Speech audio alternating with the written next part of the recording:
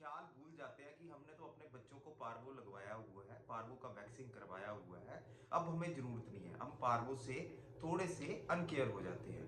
क्योंकि ऐसा ही है, जैसे कोरोना की वैक्सीन निकली, कोरोना में हम अगर हम वैक्सीन लगवा लेते हैं तो हम ये सोचते हैं कि कोरोना से हम ग्रसित अब नहीं हो सकते, क्योंकि हमने उसका पहले ही उपचार करवा लिया है।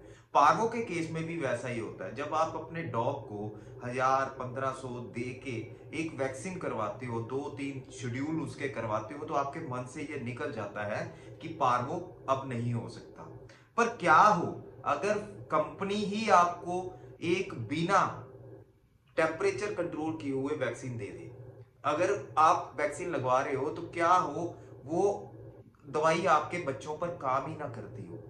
ऐसा ही केस सामने आया कलकत्ता में। कलकत्ता में एकदम से पार्वो ने बूम ले लिया।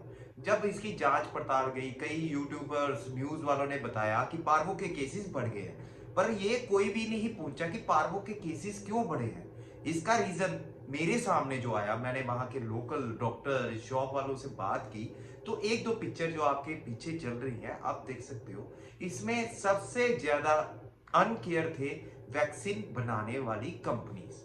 अब इनके खिलाफ तो कोई नहीं बोलता, हो सकता है ये केस भी कर दे, डेफर्मेशन भी डाल दे, लेकिन हमारा एक फर्ज बनता है कि आप तक एक सही नॉलेज बुलंद तरीके से पहुंचाना। अब हम बात करते हैं कि ये वैक्सीन का शेड्यूल क्या होता है। वैक्सीन हम अपने पप्पी को लगाते हैं तो 2 से 8 डिग्री तक ये वैक्सीन आपकी टेम्परेचर में रहनी चाहिए। मतलब कि अगर आपने इसको फ्रीज कर लिया, 2 डिग्री से नीचे ले आए तब भी इसका असर खत्म हो जाएगा। 8 डिग्री से अगर आप ऊपर लेकर आए तब भी इसका असर खत्म हो जाएगा। अगर ये सनलाइट में 1 से 5 मिनट रहती है, चाहे पार्वो वाली है चाहे रैबीज वाली है, तो उसका असर खत्म हो जाता है। मतलब कि 2 से 8 डिग्री में आपको रखना जरूरी होगा। लेकिन आप जैसे ये पिक्चर देख सकते हो, ये डिलीवरी जब शॉप वालों के पास करते हैं तो उनका टेम्परेचर मेंटेन करने के लिए छोटी छोटी थैलियां डाली जाती है। अब 2 से 8 डिग्री टेम्परेचर करने के लिए अब 15 20 किलोमीटर मेडिसिन पहुंचाई जाती है। उसको टेम्परेचर मेंटेन करने के लिए जो बर्फ की थैलियां डाली जाती हैं, उससे चलो ठीक है, ऊपर वाली सतह का तो ठीक हो जाता है। लेकिन एक ही बॉक्स में 100 पीसीज जब डाले जाते हैं, ऊपर 2 आइस की प्लेट रख दी जाती है, तो नीचे वाले का टेम्परेचर कहां से उसका मेंटेन होगा।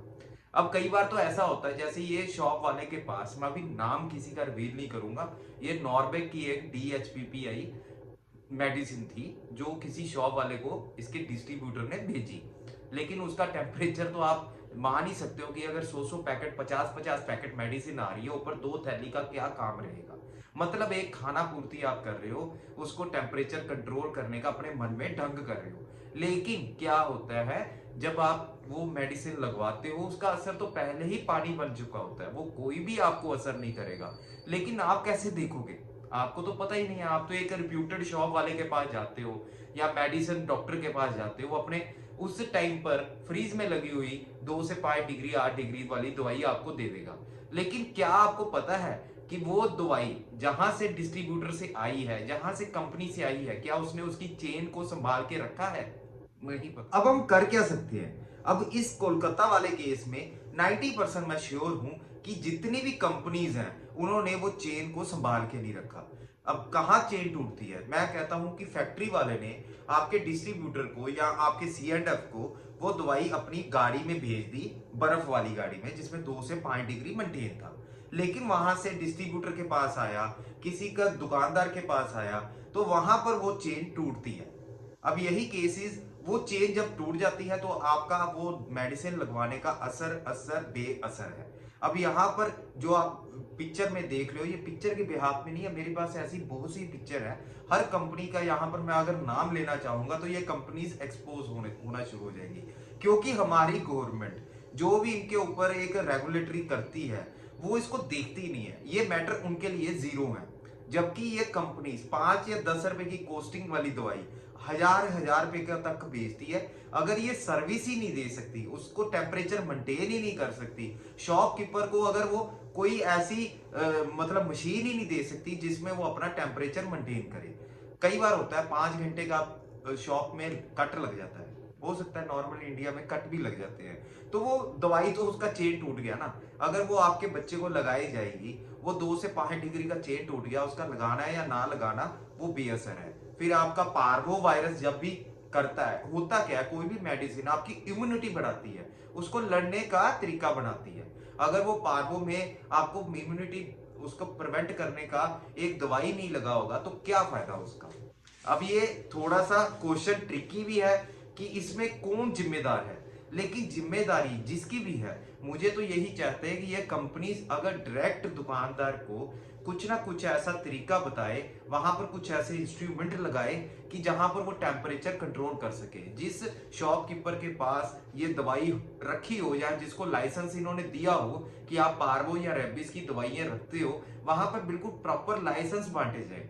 वो लाइसेंस बांट के ही वहां पर इन्वर्टर या किसी जनरेटर ऐसी फैसिलिटी दी जाए कि ताकि उसकी चेन एक बरकरार रहे दुकानदार के पास। दुकानदार को जब भी डिस्ट्रीब्यूटर कोई सप्लाई देता है तो वहां पर पूरी चेन की मेंटेनेंस रखी जाए। उसको जितनी वहां पर वैक्सीन देनी है, वहां पर कुछ गाड़ी का ऐसा प्रबंध किया जाए कि वो कोल्ड स्टोरेज से सीधे दुकानदार के पास पहुंचे। अब ये इंडिया में इतना जल्दी नहीं हो सकता है, इसके ऊपर कंपनी के ऊपर जांच बढ़ाने की जरूरत है कि कलकत्ता में जो हुआ वो बाकी इंडिया में कभी ना फैले।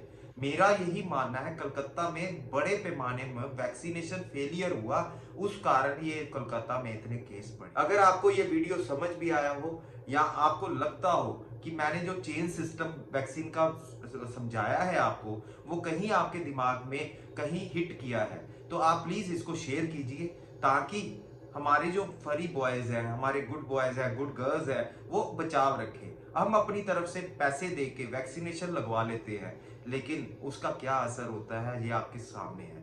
कंपनीज कैसे आपको बेवकूफ बना रही हैं, कंपनीज कैसे अपना चेन सिस्टम जोड़ती नहीं है, कैसे वो आपको 5-10 रुपए वाली मेडिसिन हजार में भी बेचती है ताकि वो आपको सर्विस दे, लेकिन वो सर्विस उनसे नहीं की जाती।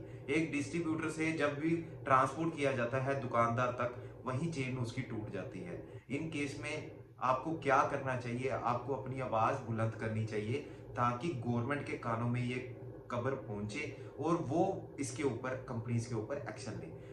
अच्छा दोस्तों, किसी मिलते हैं और वीडियो में। अगर ये वीडियो आपको अच्छा लगा हो तो आप अपने फ्रेंड के साथ शेयर कर सकते हो, अपने दोस्तों को बता सकते हो कि ये वीडियो में अगर आपने कभी भी कुछ देखा हो जो आपने समझा हो, तो नेक्स्ट टाइम आप जब भी पार्वो की वैक्सीनेशन लगवाने जाएं या रेबीज की लगवाने जाएं तो अपने दुकानदार को जरूर पूछिए, उसका देखिए वो वहां कहां पर वैक्सीनेशन रख रहा है। कहीं आपको किसी बॉक्स से निकाल के तो नहीं दे रहा, क्या उसमें उसको टेम्परेचर कंट्रोल किया हुआ है। अगर वो वैसे ही कहीं से उतार के दे रहा है जहां पर 2 से 8 डिग्री टेम्परेचर कंट्रोल नहीं है, तो बिल्कुल मत लगवाइए। दोस्तों, मिलते हैं किसी और वीडियो में। Thank you.